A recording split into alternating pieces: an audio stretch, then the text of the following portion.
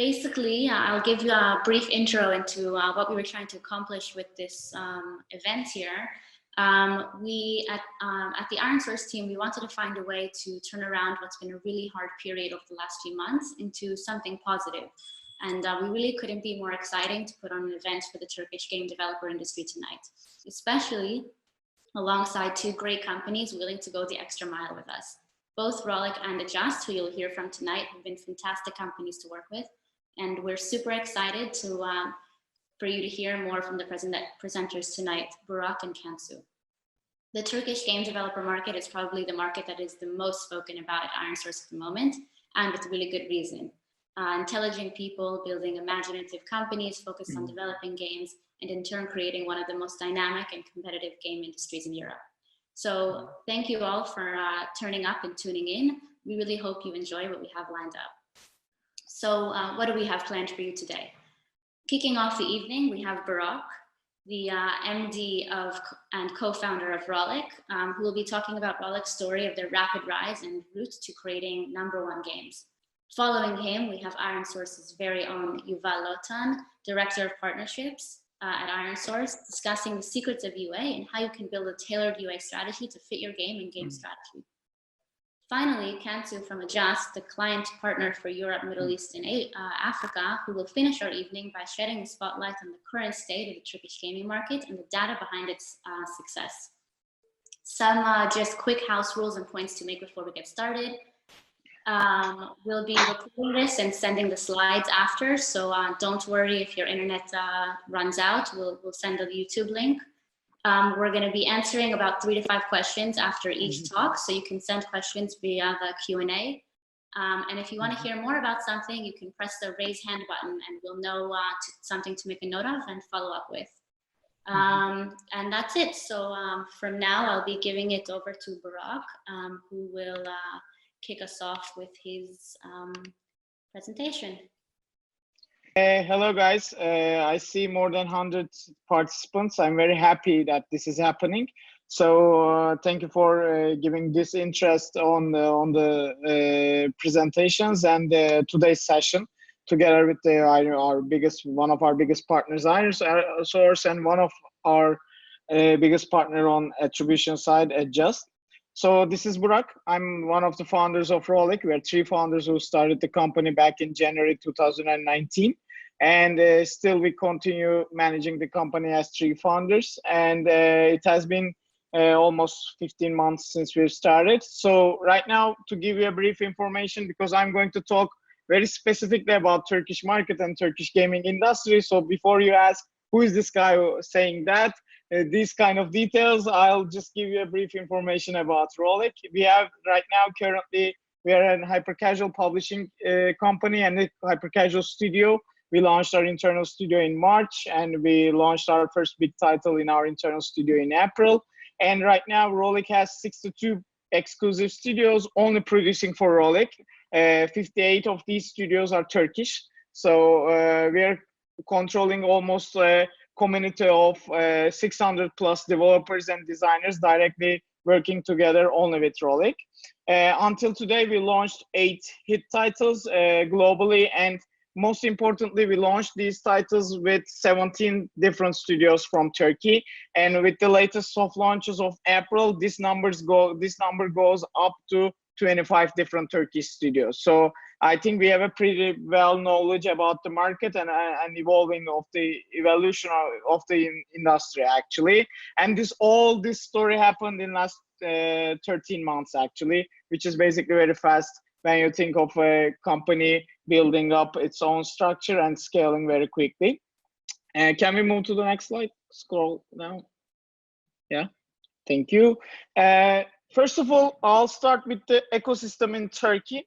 Since the first thing should be understood for Turkish market is there are massive gaming companies. I don't know if Turkey is as successful as this in any other industry, but this is not something well known. We have Peak Games, we have Gram Games, we have Masomo, which did exits on a very high level in the industry, and we have a massive actual history about gaming companies. So this is very important to start with because everybody has a good example in front of them. If you're a young student, if you're a young developer, to go where they can work in these big companies or they can set up their own studio. So having a track record on some business especially fits the knowledge of Turkish market a lot.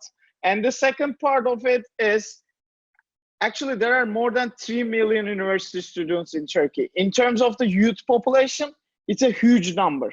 So that's why this actually merges with high energy of these people, and they basically don't know where to give this energy because they don't want to work those in traditional businesses like their fathers did, etc. But they want something new which catches the modern life of the youth in Europe, in the world actually. So gaming also fits that. Gaming fits their energy, and of course, all 80% of the total population almost is playing mobile games, and there are many gamers in Turkey. So if you think all of this, gaming is not a coincidence in Turkey. The evolution of the industry is not a coincidence, and the current stage of the industry is not a coincidence, since it already has a huge base. Can we move on to the next one?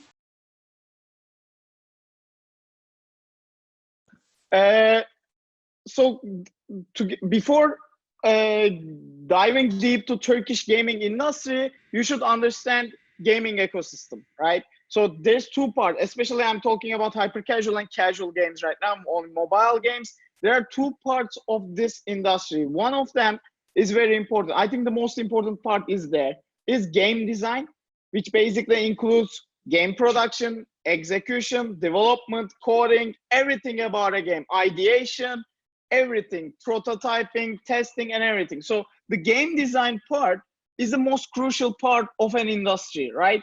But since a game itself is not ready to develop, after it's developed, is not ready to be published, because when you put your game on the App Store, nowadays no one will actually see that game because there are many examples looking the same. There are many examples that users can easily reach. So putting it on the App Store is not enough. Even if you had a proper game design, even if you had a proper execution quality, put it in just App Store, no one will see it. So comes the rest of the business, which is user acquisition and monetization side of the things. So in user acquisition and monetization side of the things, it's very crucial for you to have the know-how to do it. So like partners like ironSource, which is now covering a huge know-how and market in Turkey, actually helping us and helping other partners to scale their games and reach the highest users amount of possible. And this is a total different know-how.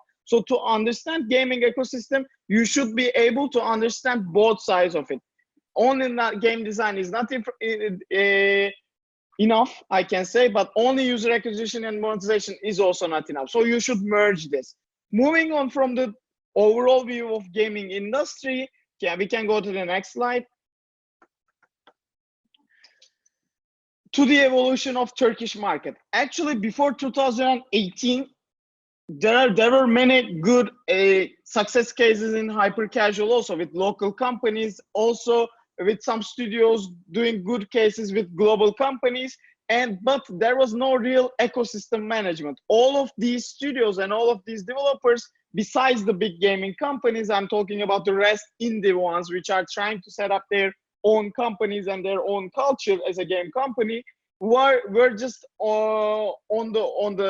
they didn't know what to do actually. So they were trying to publish their games with global publishers, but the value of coaching they getting was very, very low, since they didn't have a proper coaching on game design. They didn't have a proper coaching on execution, executing a prototype, their workloads, etc. So the struggle was big when we see the indies in 2018. So I'm not going to be very specific about what Rollic did, because I want to give you more information about the industry in this presentation. But what we did for the ecosystem in 2019 when we founded the company was a consolidation. So the consolidation is very important, since after Rollic, everybody was able to identify the talented developers that no one has heard before in the industry, and then especially with the global players more coming in, etc., the ecosystem a bit consolidated with us. I'm talking about hyper casual part of things. So what happened? We identified every partner who was, every studio, every developer who was trying to build their games to global publishers and try to make them scale with global publishers. Actually, before us, the track record of that business was like one or two big hit games with a Turkish studio, with a global publisher. Sorry for that.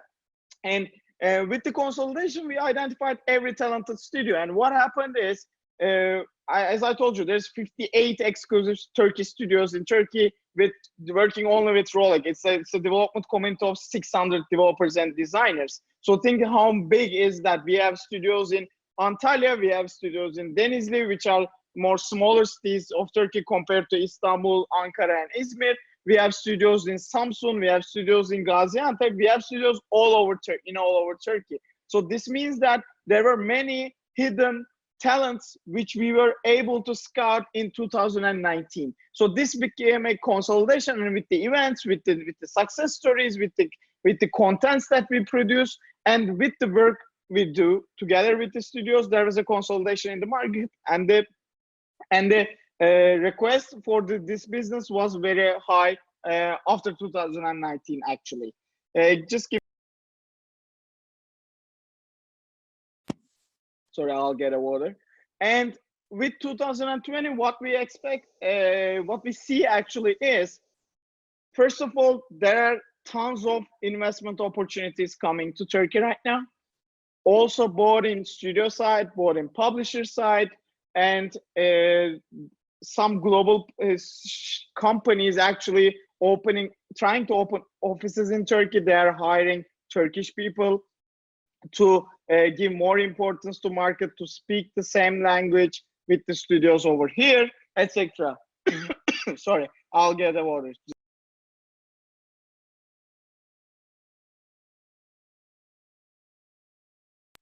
Thank you. Just a second, sorry.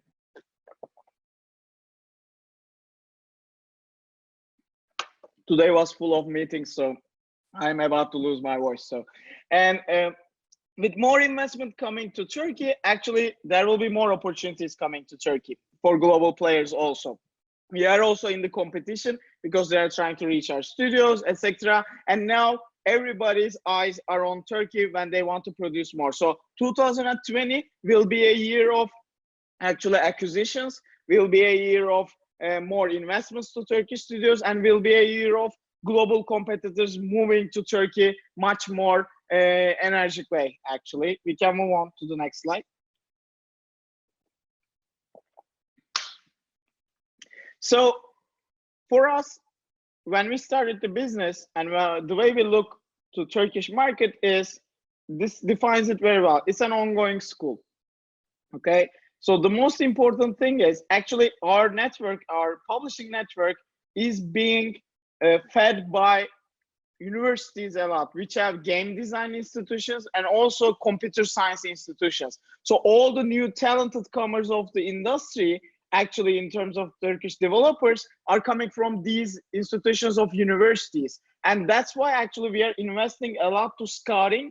Well, by scouting, I mean is we go to these universities, we do game jams, we try to meet all of these new talented comers of the development side of the business, and we try to identify the next big thing on the developer side. So this may be also as a school, it gives graduates. So they start as an indie developer, they set up their studios with 3-4 of their talented friends on game design and development. They start working with a publisher. They get the high level of coaching. They launch a game. They launch a big global title, as 17 different studios did in 2019, 13 months with Rollic. And then sometimes they graduate. Sometimes they say that, okay, guys, we're going to do our own user acquisition, etc., etc. So but the school is never closed. So, and then comes the rotation part of the business. So what happens is, an indie studio starts from scratch. They become a full game company, and then a new talented one just replaces them. And this is the rotation of the school. So even though some small partners are becoming giant partners in our life cycle, we believe in the school system, and we are always able to identify the new ones, because it doesn't literally finish. Because think of Rollic, for example. It's a company which is like 15 months old. Think of the studios who produce these global titles. Their companies mostly 2-3 years old. The knowledge behind that is this industry will always have newcomers, and this newcomer structure will continue with the rotation systems. So that's why actually Turkey will never stop putting on new talented developers, and Turkey will never stop having more big game companies in the future. We can move. So what's the key to success for Turkish developers? This is directly based on our experiences until now. The first important thing for a Turkish, especially I'm talking about the developers in Turkey, for them to success is the execution quality comes first from before everything, right?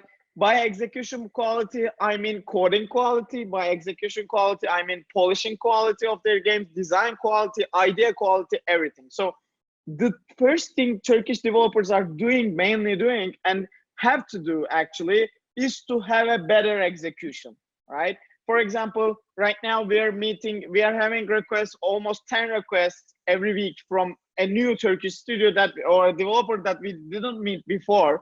And what we started to do was we started doing interviews with these guys so that we can understand their quality. If they are not qualified enough on execution side, we are literally giving case studies. So we are giving one of our games and we tell them, okay guys, build this game, the same one of Rollic, in 2-3 days or 5 working days, and like convince us that you have a good execution quality. So what does that mean is we are able to identify the stage of each hyper casual studio and casual studio to identify their future of their execution qualities, and if they have the enough talent or experience to build a global release, right? So that's why actually the execution quality comes first. Is if they don't meet the proper execution quality that we need, we tell them, okay guys, go back to tools like Game Factory right now, for example, which will launch a huge education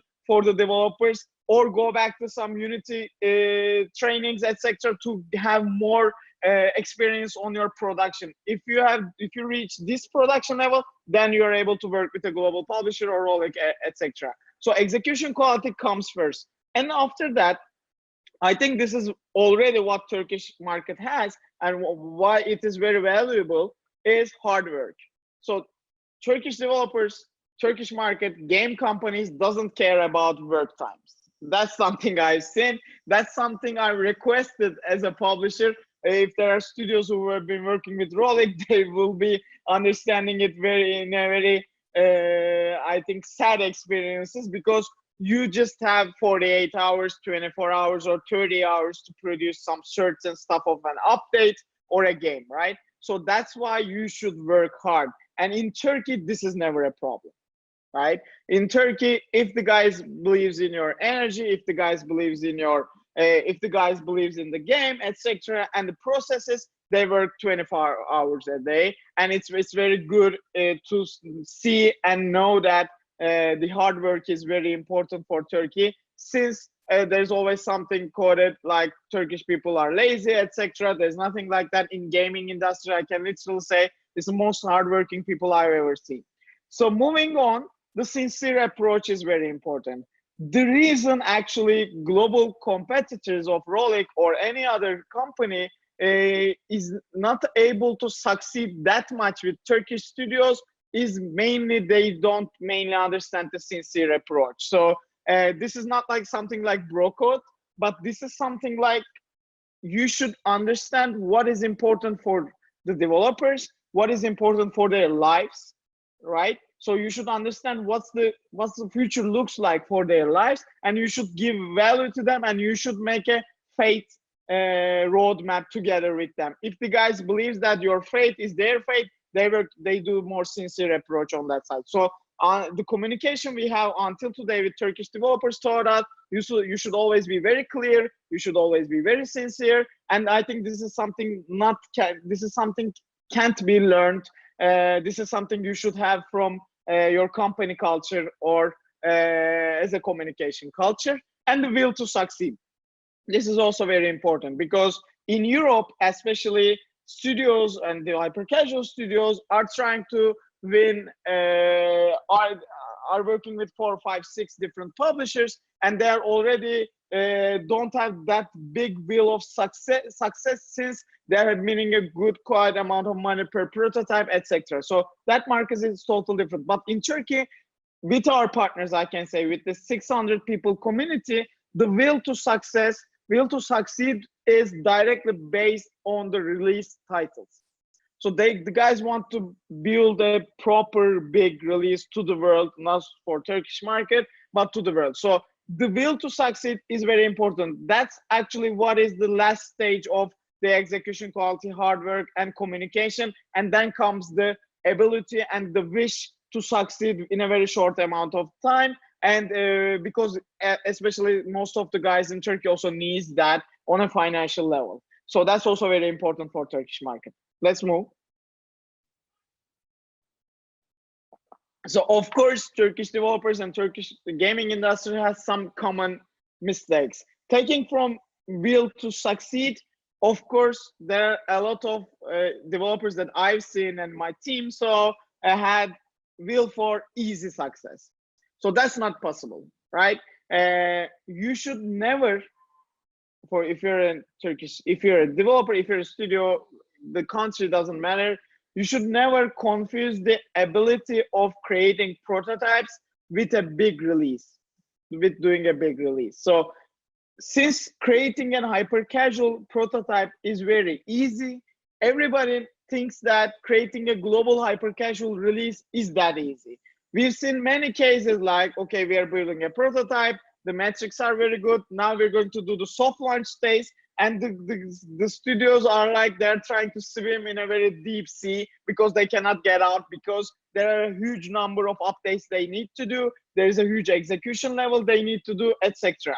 So will for easy success is the biggest mistake that developers are doing right now. You should be very proper about the business you're doing. In the end, you will succeed, but the road that will take you to that success will never be easy, even if the game is hyper casual. Because think that hyper casual is the retentions of the games, the lifetimes of the games are always taught to industries that it is low, it takes like 3 months, etc. Yes, it may be true on some certain point, but think that you are developing the most downloaded game of the world of that month. So how can be easy to do that? It shouldn't be, right? Because the most downloaded app, the most downloaded game of the world of that moment should be requiring a big hard work. So every launch we did required a hard work. It was never easy. So usually the developers and Turkish industry and Turkish gaming ecosystem should understand that there is nothing called easy success. And moving on from there, trying to do everything at once. We also experienced this a lot. There were some developers and studios. I understand this, by the way. I think it's not a big problem, but trying to do everything at once is a huge problem. For example, think that you're a developer, you're producing games. So what you should do is, if you're working with a proper publisher, what you should focus on is the game design of these things, the progression of your game, the mechanics of your game, the colors of your game, etc. But I've seen many cases where these developers are trying to focus on the UA and monetization side of the business, right?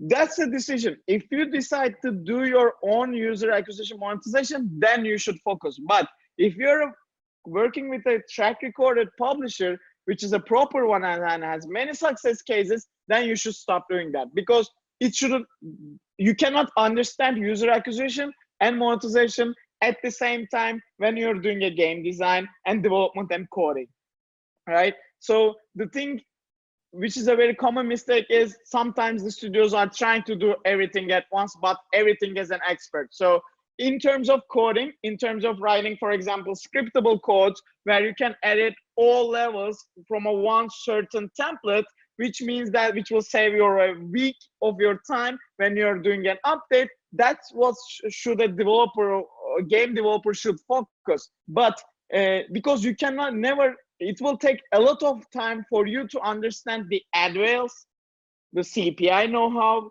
the monetization know-how, the waterfall optimization, etc. So you should pick one when you're starting. You cannot do everything at once. And of course, the last mistake and the Turkish studios are doing is there's a huge lack of entrepreneurship actually in Turkey, because they know how to produce good games, they know how to produce quality games, but sometimes we see a lack of building up a proper team, building up a proper team structure or a company structure. I understand this because for me, game production is an art, right? And if you're an artist, you shouldn't care too much about the corporate side of things, but you need some little part of that to set up your future. So that's why I'm not saying that game studios developers should be 50% entrepreneur, 50% studios. I think the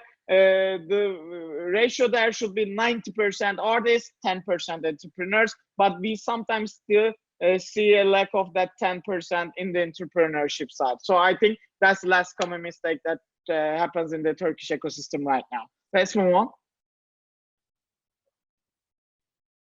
So what is needed for Turkish industry? I'll cut short, by the way, because we started late. So I did in a fast version of it not to take any of time of the other speakers. But the first thing needed is a future-proof ecosystem, right? Because this Turkish developers and Turkish gaming industry should understand that if you are working with a publisher or if you're doing it alone, you are not an outsourced development company. And also publishers should understand that you are not a marketing company, okay?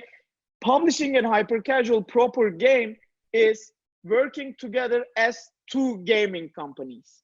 If you have different cultures than this, which we saw a lot different cultures in the industry, especially in Turkey and with other companies, etc., and they all didn't succeed actually. The first key to succeed is, and the needed thing is, a future-proof ecosystem with gaming culture.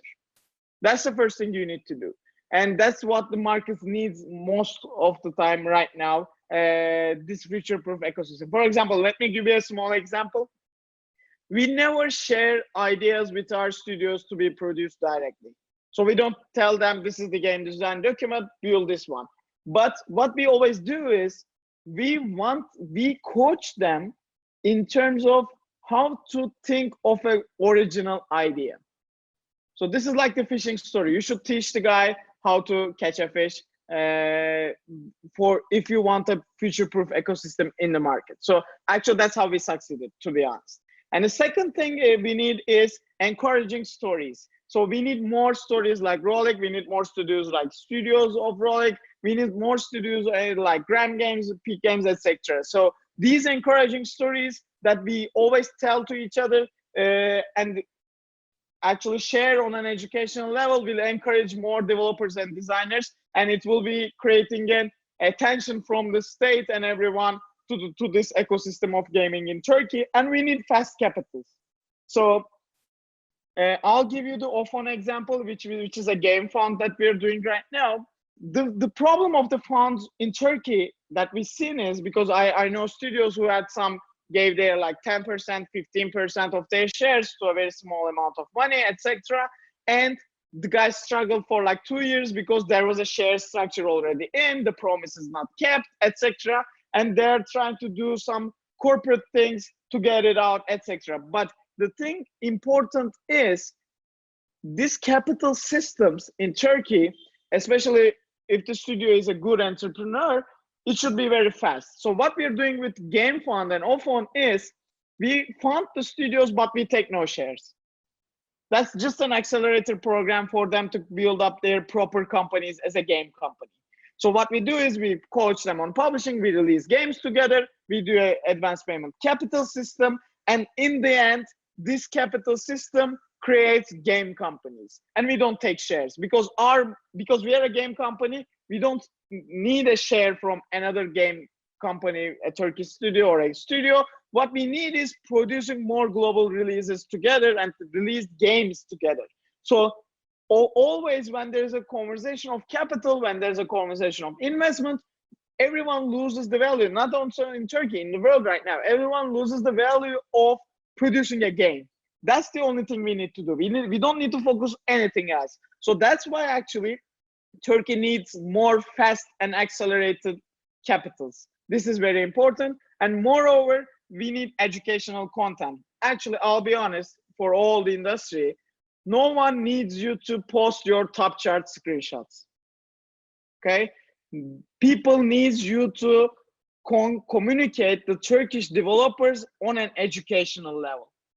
Okay, they need the production stories of your games. They don't need the screenshots of the top charts that you share. So Rollic on its own social media and everywhere only shares content on educational level, even in terms of branding. So the thing we do hit stories, we do blog contents and everything to share production details of our games. That's the only thing, that's the only way we want to communicate the Turkish industry, because that's the only thing that will work.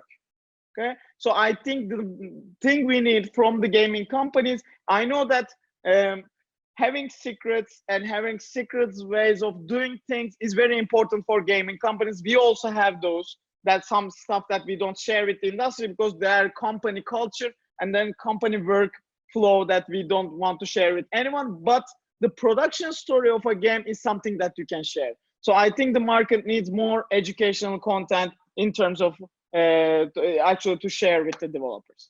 Let's move on.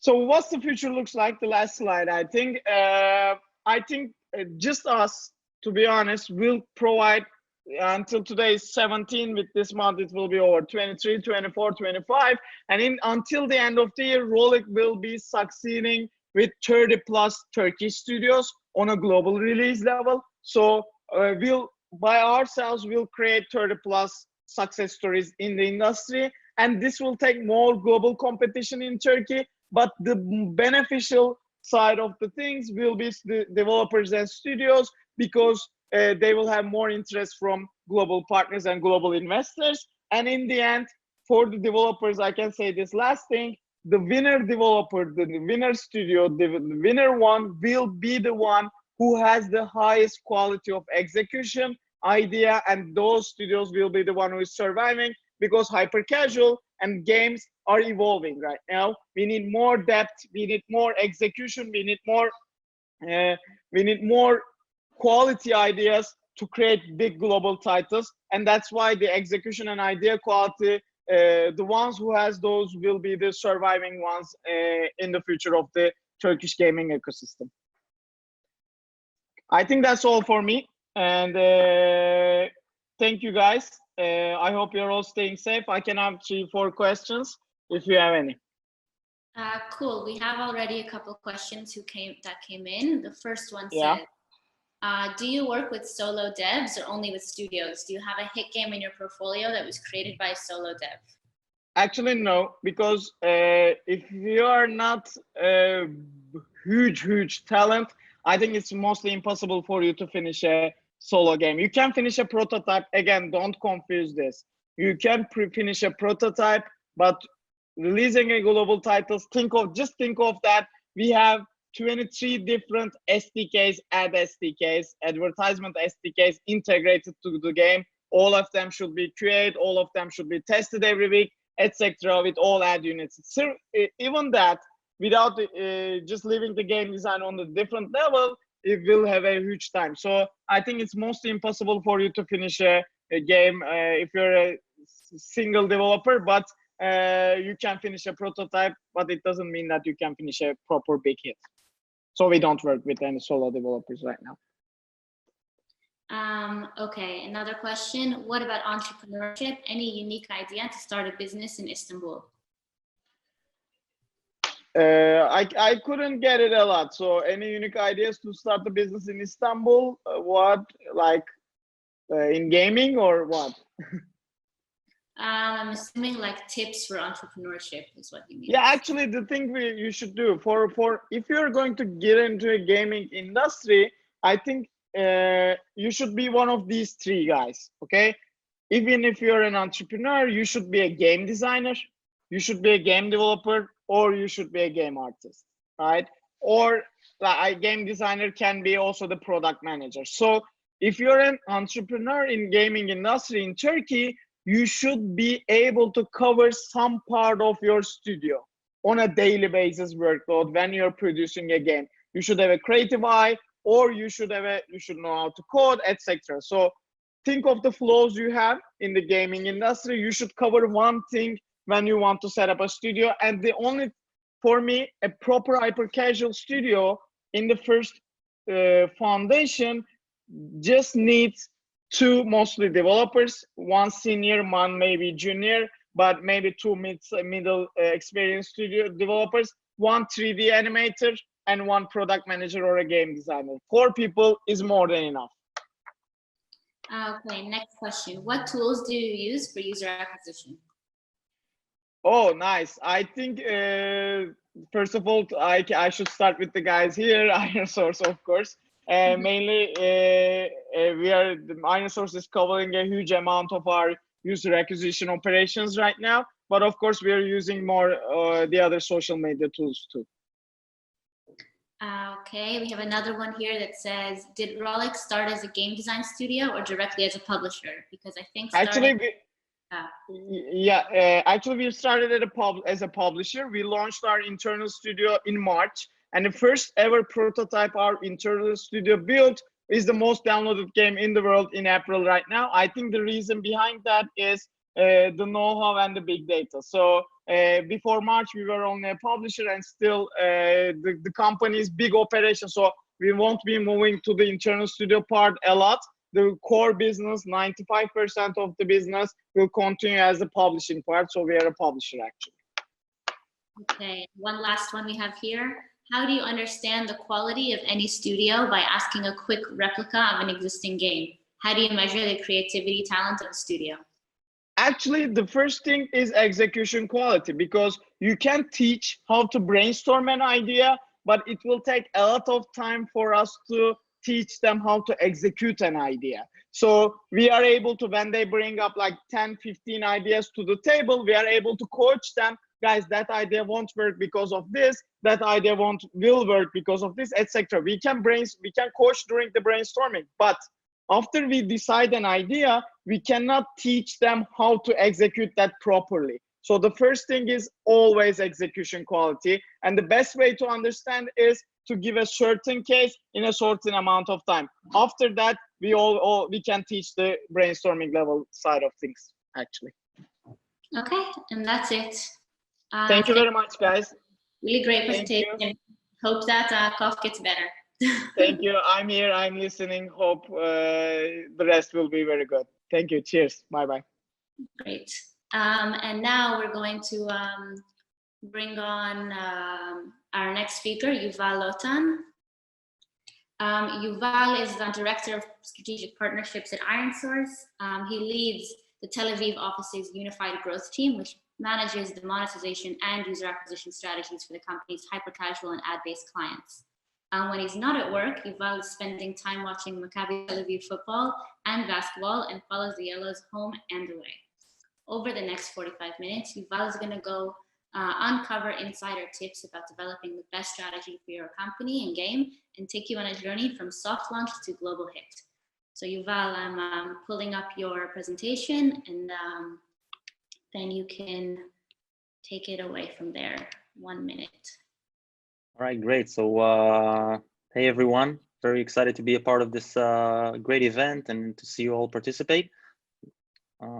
So I see I can control now the deck. So great, I hope you can hear me well. Please let me know if you don't. I'm going to talk about, as Jez said, about the secrets of user acquisition and best practices from soft launch to global hit. Yep. So in our agenda today, we'll first start looking at the life cycle of a hyper-casual game. And then we're going to deep dive into best practices on two main phases. One would be the soft launch and the other would be hard launch. Two notes about that. So first of all, I'm going to try to be very practical and give you like tips that you can try and implement even tomorrow. I'm going to cover a lot of bullets, and then of course we'll be able to discuss this later on further sessions or questions if you would like. And I am talking about hyper casual, but many of the fundamentals actually address all genres or more similar genres, of course, with the with the different refinements for each genre. So a little bit about me. So Jasmine gave the background. I'm a big sports fan, that's true. I'm also, this is a picture I took, by the way, in the Salar Desert in Bolivia. So I love traveling and I love photography, and basically the two things you cannot do nowadays. So I'm bored at home. Just kidding, not bored. And I've been around in ironSource for the past 4.5 years. I'm managing the unified team, basically in charge of all of our hyper casual activity in Europe and Southeast Asia. So the biggest clients in the market are under our team. I've been personally working very closely with the hyper casual since its explosion, we can say, and the connection to the marketability around it. And my team manages the entire Turkish edge revenue-based portfolio. So we're very familiar with this market, and a lot of the points that Burak mentioned are really connecting to what I have to say. I think, and this is how I see things, that this is the fastest growing market in terms of developers and new opportunities. And it won't sound reliable, but it's also, you guys are also my favorite clients, so we'll just have to trust me. I think you have the very, very strong combination of business culture and trust together with professionalism and hard work. So I'm really connecting to that. In terms of the market, this is also from the Salar, by the way. It's the color of the water is real, so it gives the term red ocean a new meaning, I think. And this is basically how I see the market. So of course that it is a red ocean. Many developers are now in the hyper casual market because of its characteristics and the option to develop games quickly and efficiently. And I would say that in this market, of course, you have good games and unsuccessful games, right? And most games don't succeed, but the successful games, I want to say that the material in most cases is pretty similar. What I mean by similar, I mean that retention is looking more of the same. LTV and ARPU curves in many cases looks very similar. And basically, in a growing market with many new players, I believe, and this is my approach, that whoever does it better wins. And this is exactly following Burak's session about execution. So you need to do your business very well in order to succeed in this competitive market. Yes, so let's start by looking at the life cycle of a hyper casual game. So of course you got your market research at start, and basically there you're looking at concepts, you are testing creatives even before you even have a game. So you just want to see if people like the idea of a gameplay or a concept. You can run CPC tests. Of course, market intelligence is very important. You want to understand what's trending nowadays, which mechanics, which type of games are cool and being downloaded. And then once you got something in your hands and you got an actual game, you're going to a marketability test, mainly being done on social, and you want to buy around 200 to 400 users per day, and you're measuring many KPIs like retention, playtime, sessions, returning users, CPI that everyone are talking about. But still, you have many unknown factors which are critical for a game success. Factors like usage rate, engagement rate, the effects of your ads on retention. For example, the positive effect of rewarded video versus the negative effect of interstitials on engage and retention. And of course, you have no idea what's your LTV and ARPDAU and LTV, of course.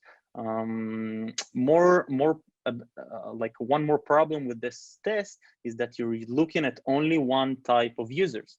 So you're buying on Facebook, Snap.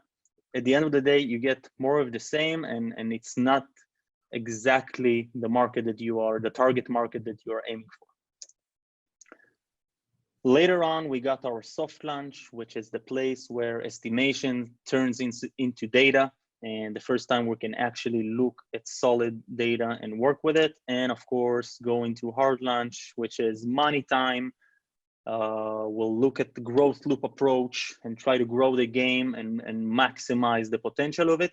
And either we'll see great success or not. You know, we see the two different cases all the time. And at the end of the day, you got saturation at the end of the life of the game. And as I said, we will be focusing on soft launch and hard launch and deep dive into that.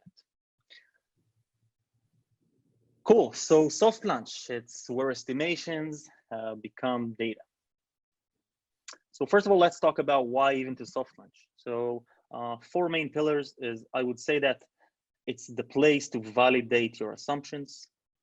It's the place to add and fine tune monetization, which is a huge part. It's a place to understand market performance, which creatives works best, which networks works best. And this is your ground or your first opportunity to really estimate your LTV or try to estimate your LTV and build a hard launch strategy. So going into each pillar, so validate your assumptions. I will say it loud and clear, until the soft launch, you're basically using educated guesses. It's all based on benchmarks you collected throughout time and that can tell you that maybe this game works or like expected to work better or worse, but still these are educated guesses. A low CPI in Facebook says that the game might be viral, but it doesn't mean anything about the potential to succeed in terms of monetization or profit end of day. So you're collecting the data and you're working with it.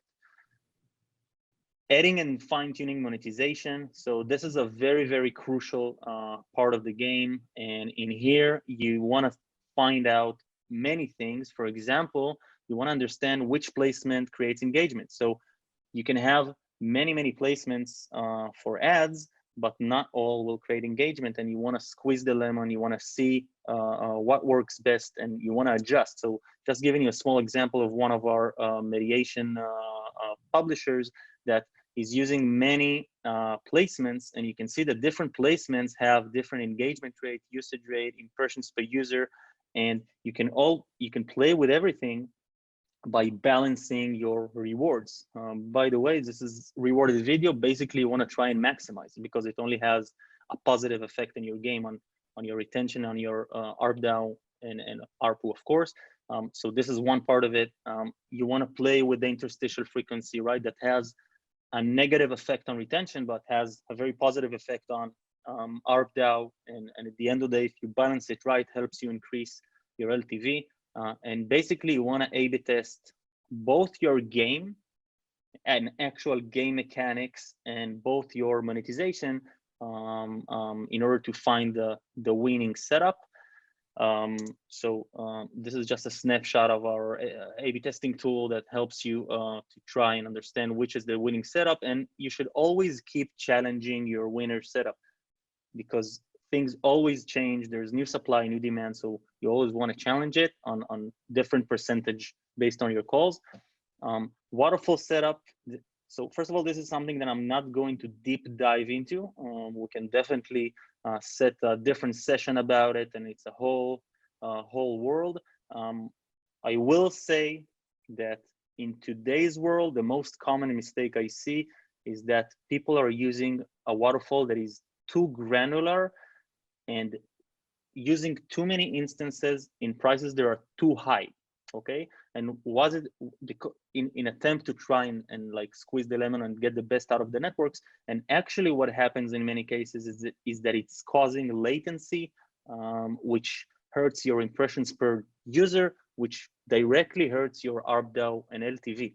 So in here, my tip will be less is more, and try to start from some point that gives you a good balance between latency and performance, and then try to add and make it more granular as you go, and then find your sweet spot.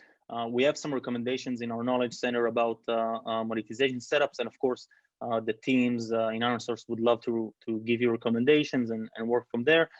A good solution for this, by the way, is in a bidding, because it solves most of the problems of latencies and setup. One thing I love in our market is that, and this is something I'm repeating to my guys all the time, everything is in the palm of your hand. So basically you need to look at the top charts and just download the games. It's also free, which is great. And then you can play the best successful games, look and really get inspired and look at their monetization implementation and interstitial frequency. And you can also say, what do you think about it? And what does it make you do? And then get inspired by this implementation, try it, challenge it, and everything is in your hand. And when you're watching ads, the first ads are the best ads that work in the market. So also look at a lot of ads and get ideas from it, and try to get inspired from creatives and trends and behavior and ad types. So everything is in your hand. Play a lot of games. Marketing performance. So you want to understand here during soft launch which ad type works the best. Should I invest a lot in a playable, which costs me X dollars? Should I maybe for my game mechanic, video plus interactive end card works much better? So definitely things you need to test and decide. You want to find the winning creative set. Creative set means the video plus end card, right? There's many videos, many end cards, and you want to find the best winning combination. Once you have found it, exactly like A/B testing, you want to keep challenge it and then try to find the next winner, because the market changes, and we'll go through that as well. You want to understand which networks are strong to plan your budget, maybe to get some goodies from your networks like creatives, maybe some benefits, boosts, agreements, whatever. But it's a very important thing to understand and plan. In terms of where to launch, I say start where it matters the most. Where it matters the most, in my opinion, and this is my approach, you should start where most of the revenue is, and basically it means iOS, US, and sufficient scale in soft launch usually says between $1,000 to $2,000 a day should give you a good enough picture of users and data you want to collect. Estimating LTV for the hard launch. So this is a very important and crucial part.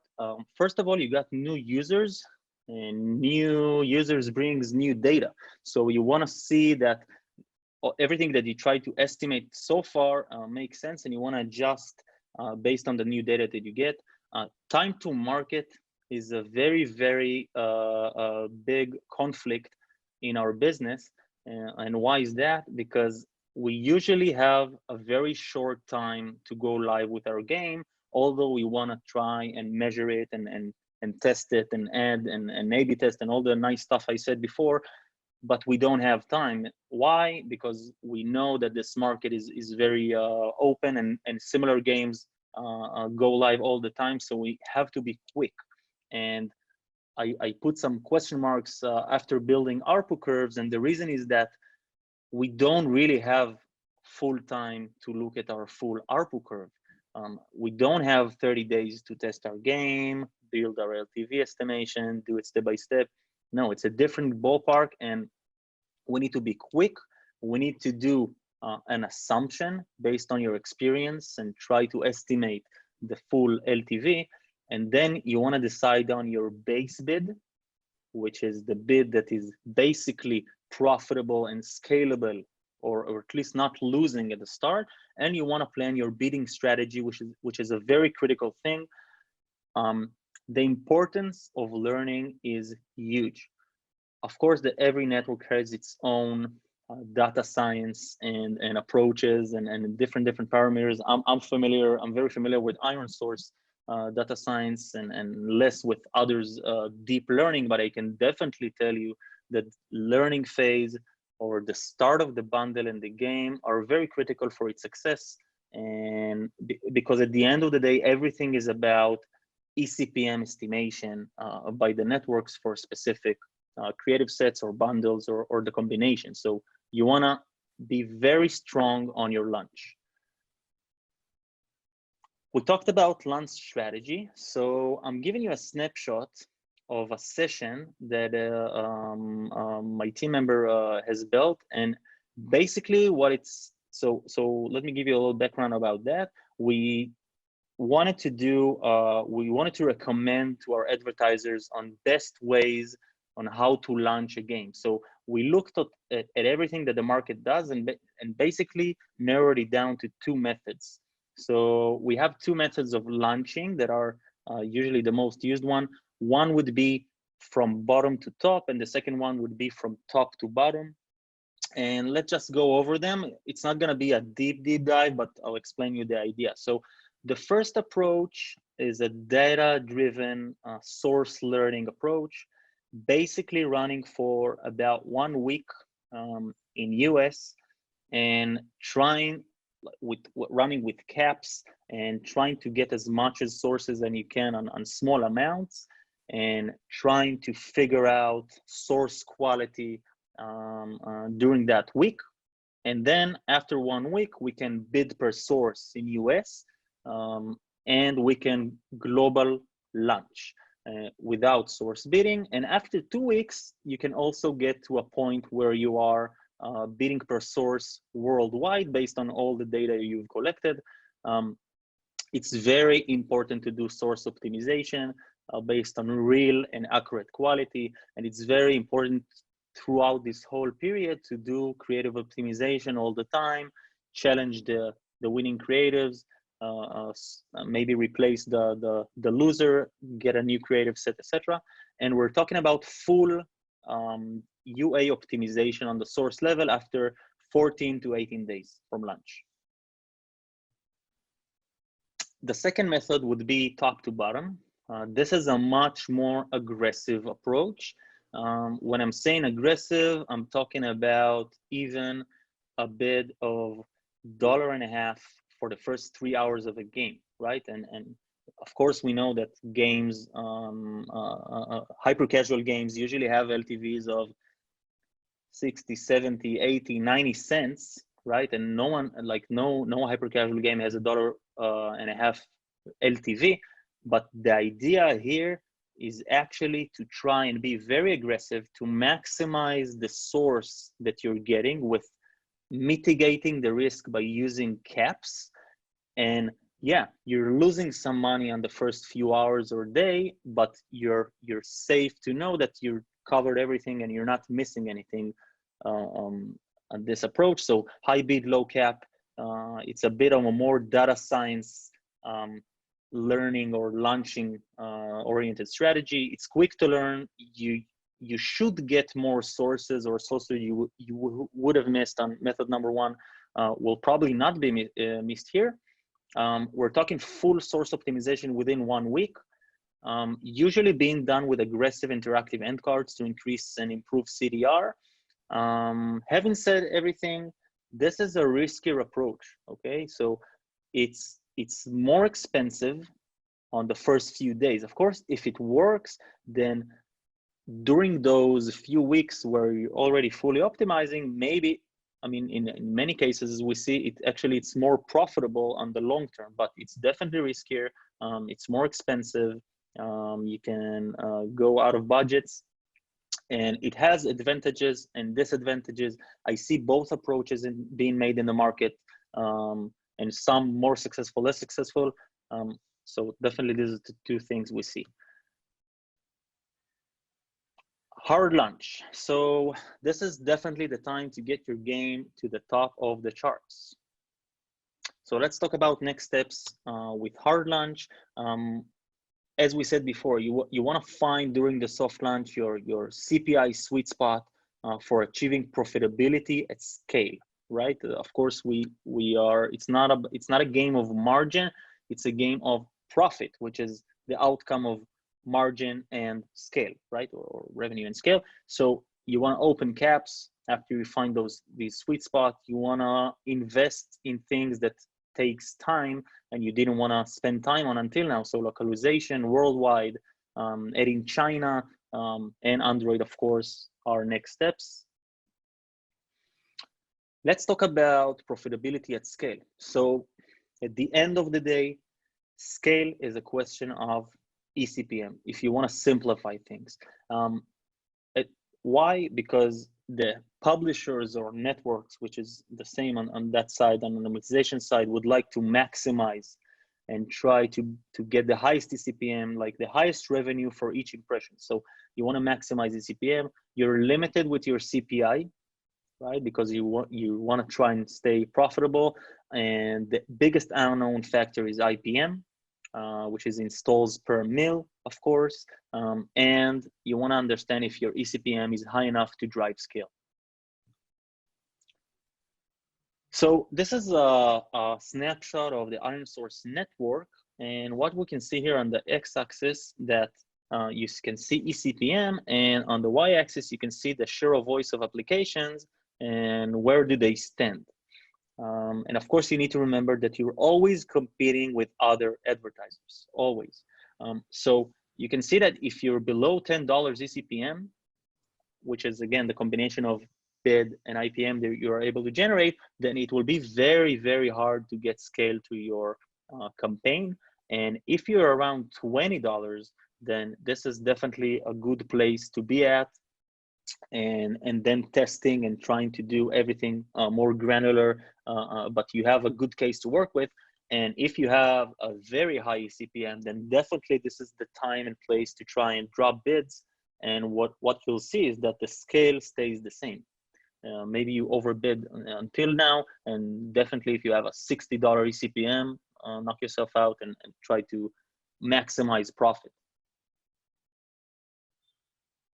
Of course, every case is different based on source, and this is the average that we show. You want to know your IPM benchmark. If you have a hyper casual game and you want to reach to a $20 eCPM, you can do the math on your own, but you want to stay at around the 40-50 IPM benchmarks, and this is as well an average. You got sources where you can see 150, 200 IPMs, and of course lower, but this is a good average to start working with.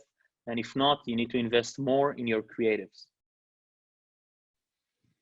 You want to A/B test in different creative sets, and you want to try different ad types and use different ad types. And why is that? This is just an example, but you can see that playable ads usually tend to work better on rewarded video comparing to video plus interactive end card, which might make sense, and vice versa. On interstitial, you can see that interactive end cards works better than playable, but both still work. So you want to use both. It's very important to update and localize your creatives. New designs helps performance, localization helps to even enhance performance. We see, and this comes from data, that IPM through the numbers of views for a specific user drops by 16% for every additional view. So the user is watching the same ad again and again and again and again, drops his chances to get more installs. So you want to test more creatives. You want to maximize your reach. So you want to target all device types. For example, iPads. Okay, iPads, and of course you want to measure quality on everything based on results. But just to give you an idea, iPads in the US are roughly 20% of installs and revenue, and in China, I'm not sure everyone are familiar with this. It's 64% of the installs, or more than 60% of the installs, and around 50% of the revenue on iOS in China. So iPads are important as well.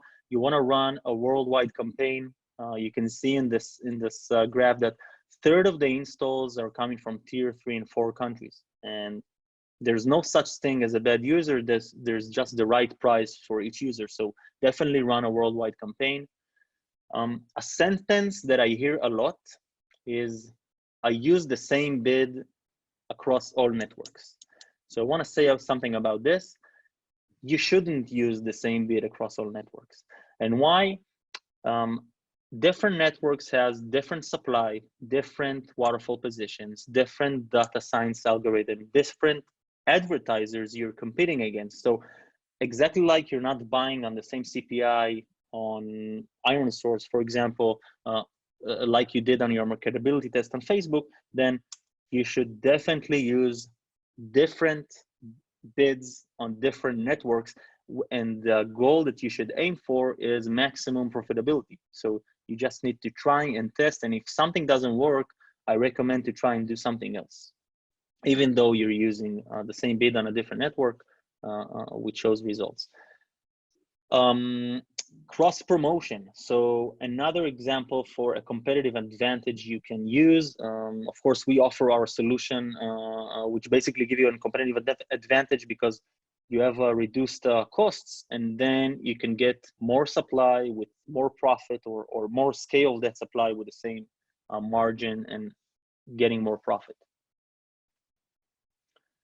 It is very important to know your supply. So you want to make sure you're buying on top chart apps. And of course, it's not the case that everything always works, but you wanna do it. I see players are doing it, looking at the top charts, making sure they're getting a lot of new traffic. And if you're not, start working for it.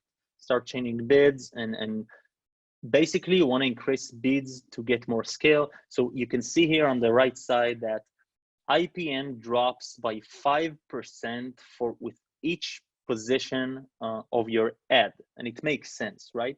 Because users through time, when they play, they're getting more fatigue, and the IPM drops.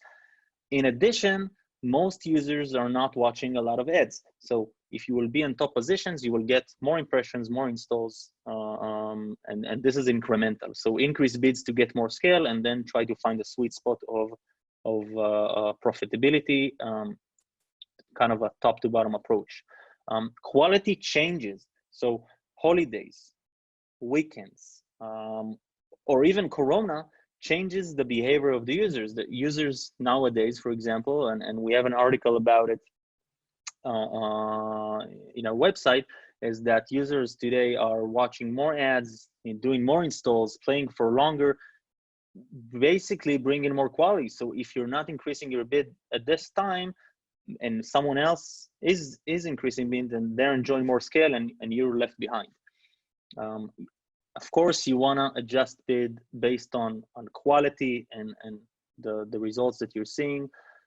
And a very important thing here is to be very granular. So granularity is the name of the game. As much as you will be granular, the most you will be able to squeeze the lemon. And you can go granular on many levels. If it's the source or network that you're buying from, if it's the app that you're buying from, country, of course, you can look at ed type, device type, OS, and many other parameters of different segments you can break by, that brings you different quality. And then you want to increase and fine-tune your bids on those good sources, and maybe reduce the bid on those not that good sources, and eventually you get more. A thing that we're seeing and also recommending, by the way, is to use automatic optimization after 1 or 2 weeks from launch. For this, you got different solutions. For example, we have our ROS optimizer for our mediation clients. And I also see a trend of many advertisers building their own optimizer. trying to challenge their own optimization. In my opinion, automatic optimization has to be the future, or has to be try to be implemented, because it's simply too much granularity for a human being or a huge team even to handle. LTV prediction. So in here, and we had a session about it just today by our GM Amir, about defining the right ROAS goal. So defining the right ROAS goal basically means almost everything, because this is the game between margin and scale and maximizing your profit. So a few points about that. First of all, you gotta have a solid baseline. So you want to accurately measure your LTV, right? So we offer our ad revenue measurement, but you want to use an accurate measurement, and you don't want to use assumptions, because assumptions is something that you cannot work with at this point in this kind of budgets and risk. You want to look at different segments. Different segments have different ARPU curves. So for example, you can see in this example, the different behavior between China and US. And basically, if you define a day 3 goal, and even though if the end of day 30 LTV is more of the same, on day 3, you want to have different goals to maximize and try to squeeze the lemon. You also want to consider your organic uplift. And of course, this is something that changes based on your charts and other factors, but you got to measure it, you got to consider it in your ROAS. Curve behavior change, right? If your game is not new and more users are used to it, then your curve changes. And we see that games performance change, and it only makes sense. So you want to adjust, and you want to stay competitive. You want to update your ROAS. This is a very important point, by the way, that I'm seeing that is being missed by many advertisers. They are using that, they found their sweet spot, they're using it, they're optimizing, they're using the same ROAS, and at some point when the game becomes less profitable and the performance start drop, they're not dropping their ROAS, or they're not adjusting the ROAS or margins in order to stay competitive. And maybe I'm earning less from each user, but at the end of the day, I'm earning more because I get more of these users at this point of time. So you want to try to update your ROAS and stay competitive and adjust. This is a famous quote saying, "What worked yesterday doesn't always work today," and definitely up for it. Growth loop approach. So this is something we talk about a lot, and basically let's look at the loop of the approach of merging monetization, user acquisition. By the way, in our team, we decided to manage ad-based publishers on both sides. We found it very, very successful and helping us to squeeze the potential of each game to make sure everything is being made very well on both sides. So let's go over the loop. Basically, the step is to get those first users. You want to add monetization, ads in a purchase, etc. You're analyzing and optimizing your LTV, right? And then you are analyzing and adjusting your user acquisition, and it goes on and on through the life cycle of the game. So the loop is a very important thing.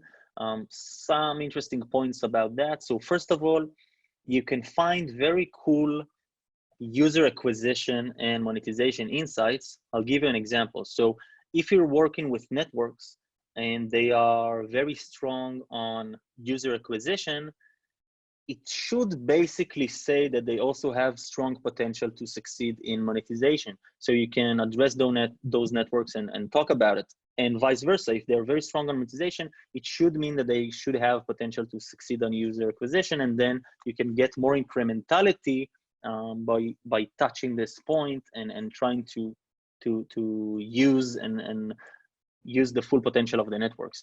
Another interesting example is ad units. So we had a case of it was a 1-year-old game, and we tried to improve it and do something about it. And we did a competitive analysis. Let's say we wanted to see how is it, how its monetization actually is being made compared to other games. And we saw that the game is not using interstitials at all, while his competitors are using interstitials. Now, it's a risky thing to tell publishers, hey, add interstitials to your game, because we know that it's a retention killer and can hurt the game, and you need to test it very gently with an A/B test. But we had a lot of confidence to say it, because we saw that on the developer's user acquisition is actually buying a lot of users through interstitials. So we knew that the users who are playing the game now came through interstitials, mean that they like that ad unit. So we added in, so the publisher added interstitials based on our recommendation, and the game hit top charts for many months, only thanks to this thing that pushed ARPDAU, and then of course could adjust ROAS, increase bids, and make this a hit once again. You want to keep challenging your setup. You want to keep A/B testing. Look at similar apps. So I told you that everything is in the palm of your hand. So yeah, if you have no idea how to start with your implementation and what to do, start looking at other apps. It only makes sense to look what happened in the market. This is the guys that you are trying to get impressions above them in the waterfall, and it only makes sense, and do it as much as you can. Better monetization improves your user acquisition, and better user acquisition improves your monetization. So this is not a famous quote by me. So the first part, I think everyone understands. Better monetization increases your LTV, allowing you to bid higher, allowing you to get more scale, right?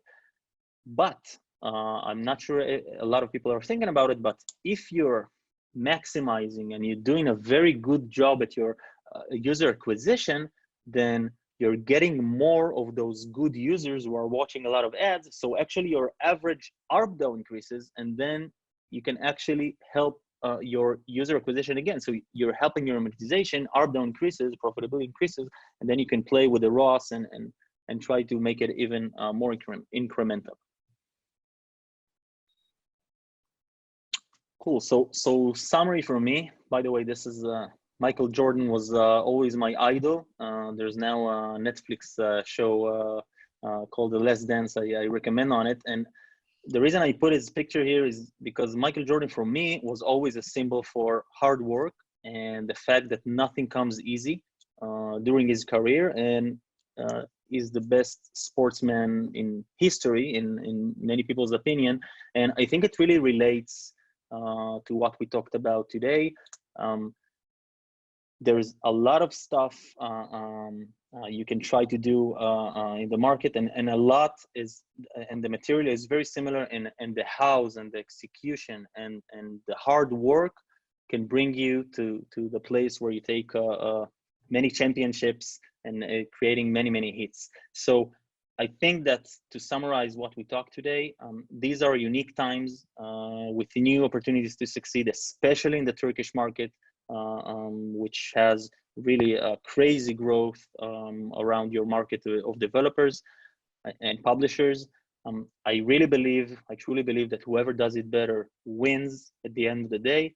And you want to stay data oriented, you want to stay granular, you want to compare with others, and you want to react and adjust based on results that you see. Thank you. Cool. Yuval, we have a few questions that are already in.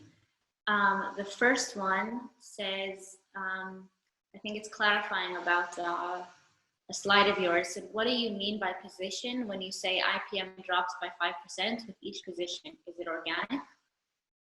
No, so position means you can also call it session depth. That's the more professional term. So imagine a user is playing a game, then the first ad he watches has X probability to install, and the second ad has 5% less probability to install, basically in terms of installs per mil, and then 5% less and less and less and less due to user fatigue, because he's just watching a lot of ads and he cares less about installing. Okay, great. Now they say it's all clear. Thank you. Someone else asks, if I'm not wrong, LTV of hyper-casual games are around 50 to 60 cents, as ironSource mentioned. This average LTV was for tier 1 countries, or was for in the US specifically? So I'm talking about US, and of course it varies, but yeah, I mainly refer to US, which also, by the way, brings most of the revenue, at least on the start, and yeah, so this is US based. Okay, and then we have another one here. In your opinion, what are some UA tips for a new company looking to just start UA? So first of all, this deck, just UA tips, that was the question? Yeah, for like just starting UA. Yeah, so definitely I would try to connect with my partners, even your networks and your account managers, and try to do some dedicated workshop around user acquisition, best practices. Again, it's a session that you can do for hours, right? That there's many details, and I think I would start from that. Another quick win you can do is use the services of publishing, right? That solves your part of the business side, and you need to figure out if it gives you the great value that you want to earn. So this is like a easy route to use, easier route, and it also makes sense in many cases because it is a complicated world. Yeah, so I would say these two are my recommendations. Okay, great. Thank you, Yuval, for the really great presentation. Guys, we're going to take about a 5-minute break, and then we'll have Cansu from Adjust speaking next. So we'll see you soon. Cool, so I'll just give you a quick intro to all the attendees here.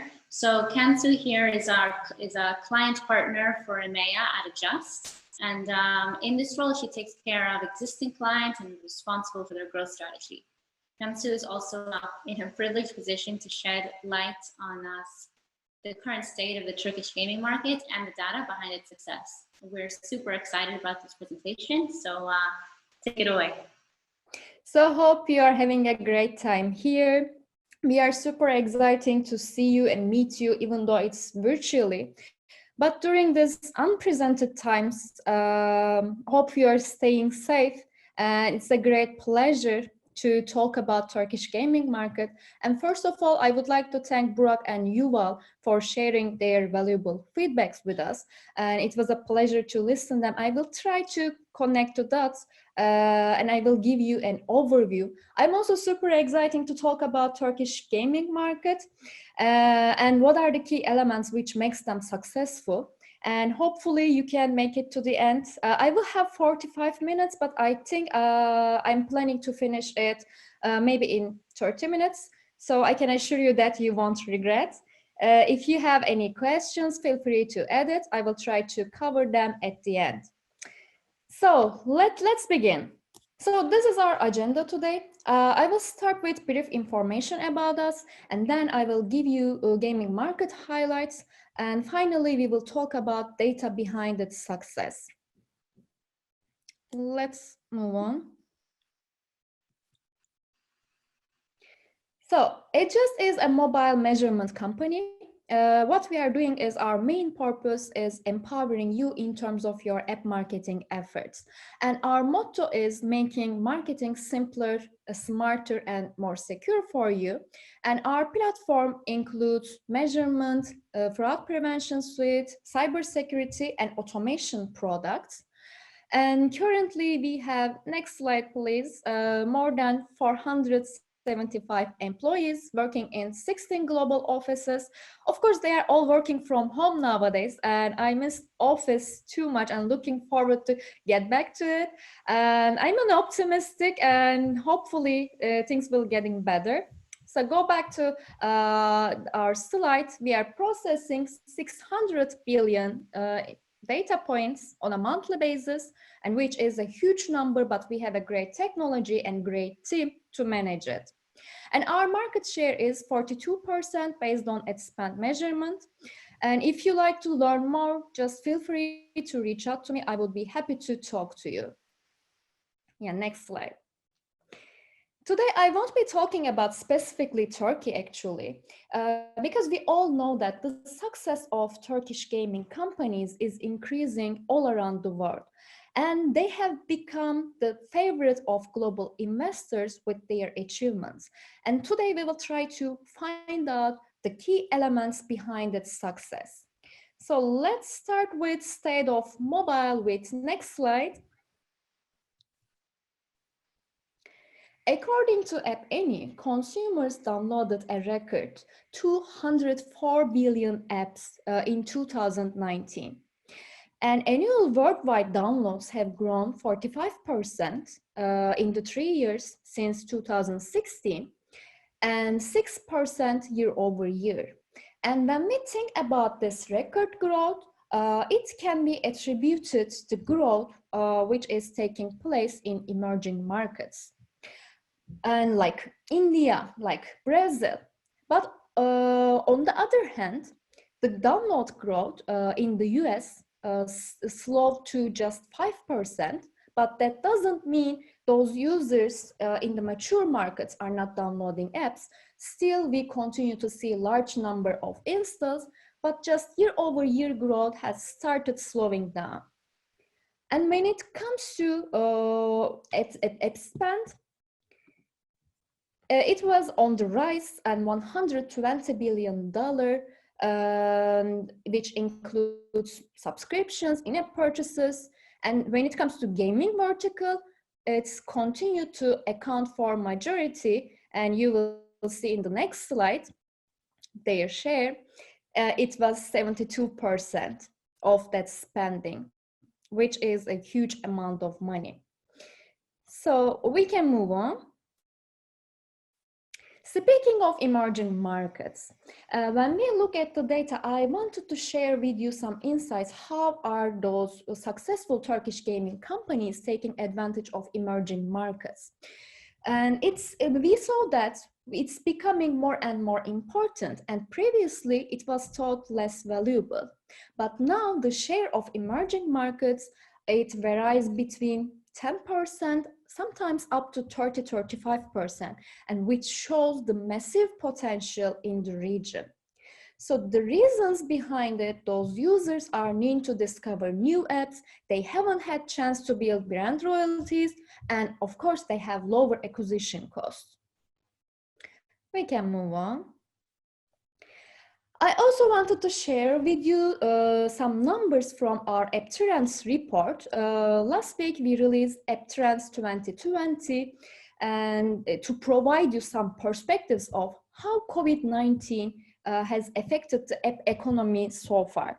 So we are going through a pandemic, and maybe it will be remembered for ages, and it has also huge impact on app economy.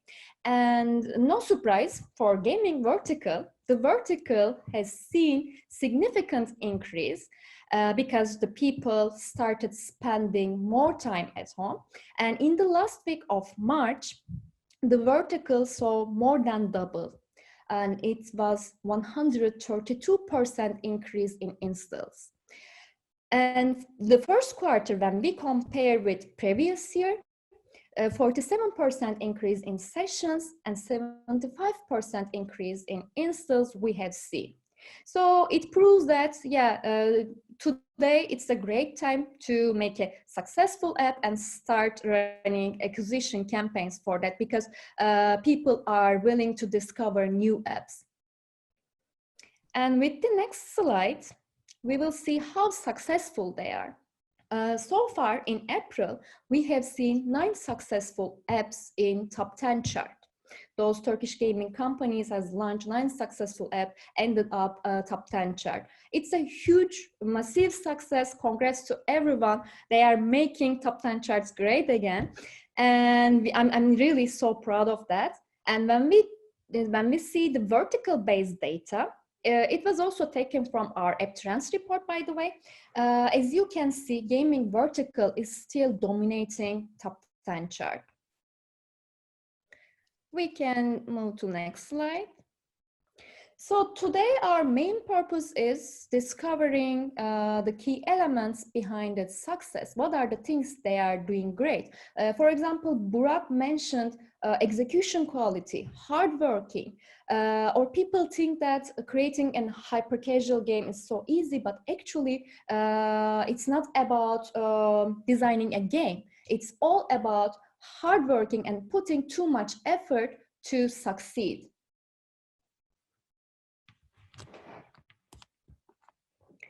We can move. I think there are some issues. Can you see me now? You're kind of going in and out. Now it's great. Yeah, perfect. It might be a good time to go through our agenda again. I will start with measurement and then event tracking and ad revenue. And we will discover the differences between user level data and aggregated data. And as Yuval also mentioned soft launch strategies and he explained in depth, I will be just summarizing. And finally, automation part, which is a hot topic nowadays. So next slide, please. Measurement is a key and making use of it because it gives us a great strategic advantage, and our strength it's based on data and taking quick actions on it. We can move. So the user journey is becoming more complex nowadays, and marketers, they are using 14 different channels to engage users. And I can explain how it works. So how the measurement works, how we are tracking. It all starts with ad network, which are serving your banners. And also they are populating advertising ID. And the user click on your banner, and they will be redirected to App Store or Google Play. Our SDK is also implemented within your app, and it can retrieve the advertising ID. And after that point, we start looking for a match. And if we see the same advertising ID coming with a click and impression source, which means the user will be attributed to this channel. Otherwise, if we don't see the same advertising ID, which means the user doesn't interact any marketing campaign, and it will be an organic user. So it will give you the full visibility into how your users are moving through. And next slide, please. And you will be able to measure every single marketing channel. It might be ironSource, Facebook, Google, you name it, and you won't be missing any opportunities to connect with them. And finally, of course, you will measure and compare the performance and to keep your business profitable. And that's what matters most. And we can move on. But that doesn't mean you will create a campaign and sit back doing nothing and hoping that it will be successful. Your retention rate, your LTV will be increasing automatically. Of course, it's not happening. When we look at those successful gaming companies, they are agile. They are running a humongous amount of tests. And so don't stick with just one test because it won't give you the whole answers you need. It's a lifetime process. You need to be able to test every single thing. And after that, you will listen to feedback, how users are reacting. But of course, they won't be texting you. You will be looking at the data. Retention rate, day 7 LTV. But to do that, of course, first you need to define your KPIs.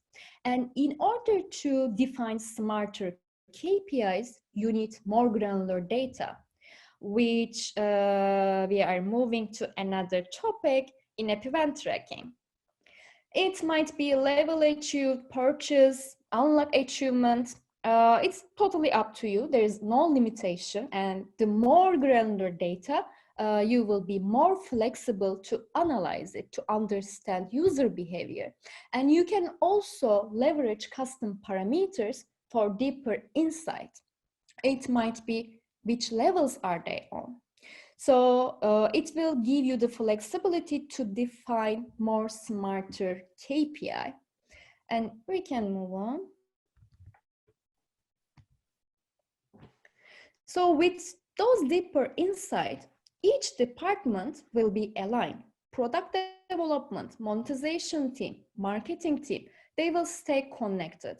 And that's the most important thing. And they need to access data. They need to see how the users are reacting. For example, product development team, they will highlight the features which are the most popular, which works best. But you know, they say Rome wasn't built in a day. So there is no any flawless app ending up in top 10 chart. There is always room for improvement. And that's why you need data. And when it comes to monetization team, they will try to find out which ad format is working best and performing better. And on the other hand, marketing team, they will analyze data, and they will analyze your KPIs like LTV, like retention rate. But in order to do that, of course, they will need ad revenue data. We can move on, by the way. So user level ad revenue data, by doing this, of course, they will be able to calculate through actual LTV number. And then you can measure which networks bring the most valuable user.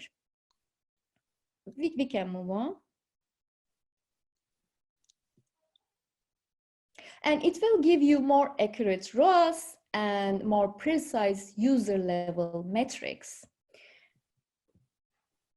So imagine combining user level cost data, user level revenue, and ad revenue. And finally, you can calculate user level ROI. And that's what you need to make your marketing decisions. We can move on.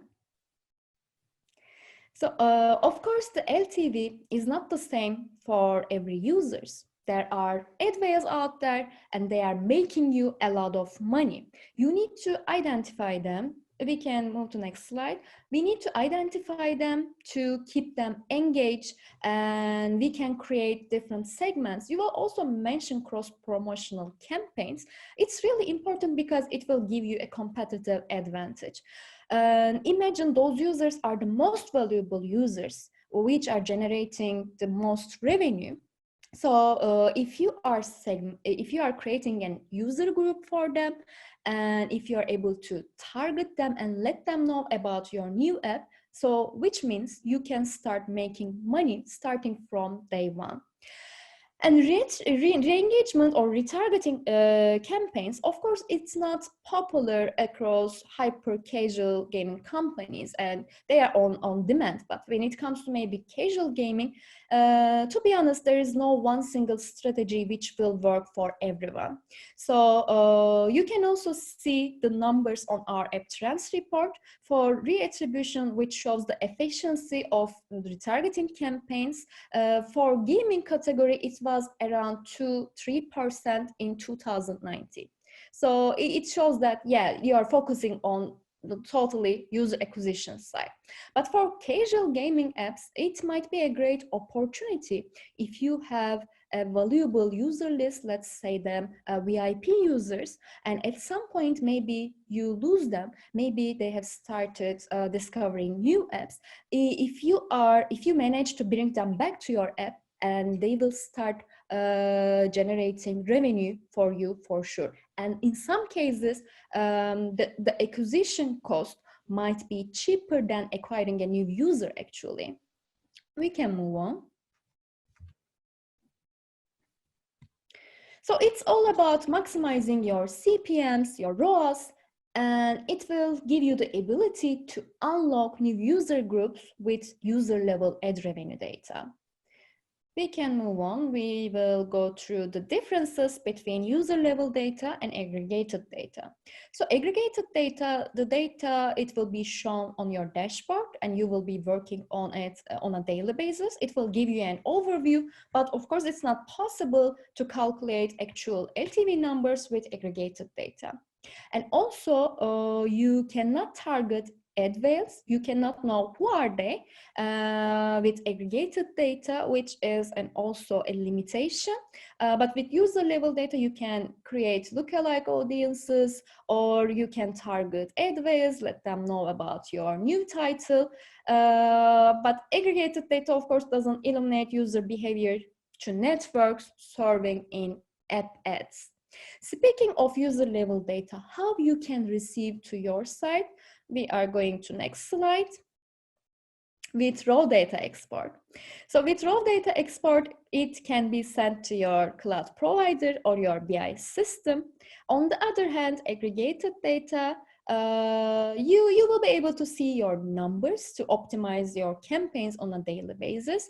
And you can also see the cohort metrics, which are really important, like day 7 LTV number, and the more data, the more competitive advantage on your side. So the key of the success is being data driven. We can move on. So with aggregated data, you can create advanced reporting. You can see your LTV, you can see your cohort metrics. But on the other hand, aggregated data will give you, we can move on the next slide. It will give you user level LTV, and you will be able to create custom cohorts with user level data. Please, next slide. So we are going to next topic, soft launch strategies. So soft launch strategies, it's important because of course, no successful companies are creating a game and throwing to the store. They are testing lots of things to observe how it works. Can we move to next slide? So the key point is you can launch your new app in smaller but similar region, and you can observe performance and marketing, and you can iterate product and marketing strategies before going live in key markets. And the competition is really tough out there. So if you are not taking quick actions, of course, there will be someone else and taking your place. And soft launch strategy will give you enough time to understand if you are going to launch it in a key market or if you are going to kill your game and focusing on a different one. Next slide, please.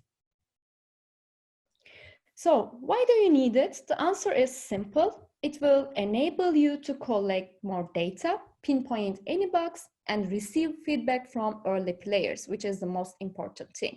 And also you can make sure the acquisition cost and lifetime value. And acquisition cost is the most crucial metric because the fact that organic user share are becoming more and more smaller. Even when you end up in top 10 chart, it doesn't, of course, it will bring you uplift and incrementality, but it doesn't mean you will stop your marketing campaigns and it will grow automatically. You will still scale your campaigns, and that's why you need to make sure that the acquisition costs are always greater than always lower than the lifetime value. And it will also give you a chance to test your creatives and finding the best one, the winning one, which drives the best performance. And you will learn enough to improve and optimize with each new launch. Next slide, please. So I want to give you some tips and tricks. First of all, pick a similar region, but no two are identical. And establish your KPIs beforehand, because that's the only way to understand if it's working or not. And give enough time to create meaningful cohorts, otherwise it might be misleading. And the most important thing here is make your decisions based on the data. If you are going to launch in a key market or if you are going to kill the game, it must be based on the data, not the emotions. And we can move on, please. So today, this is our last topic, automation part. Automation part is becoming more and more important. And if you don't want to fall behind the competition, you need to start automating your marketing tasks, and it will give you a great competitive advantage. You can move on. So this year we are focusing on automation part, because when we talk to our clients, we saw that 80% of time is spent pulling reports and merging data, which is really time consuming, and it's too much time. And next slide, please. 49% of marketers, they have already started automating their marketing tasks. Next slide, please. So imagine being able to analyze your data from one single dashboard and changing your bids and budgets. Earlier, I said that you are using 14 different channels, which means hundreds of campaigns. And if you are working with an ad network, there will be maybe thousands of subsources. So you will be logging in and out to every platform on a daily basis to optimize your campaigns. But if you can change those bids and budgets in the same dashboard, so you will save time. And you can also create multi-platform reports which will help all departments to stay connected, like product development or monetization part as well. Next slide, please. So especially for UI managers, their days go by doing repetitive works, optimizing campaigns, and there is no human being can optimize a campaign as much as an automated rule can do.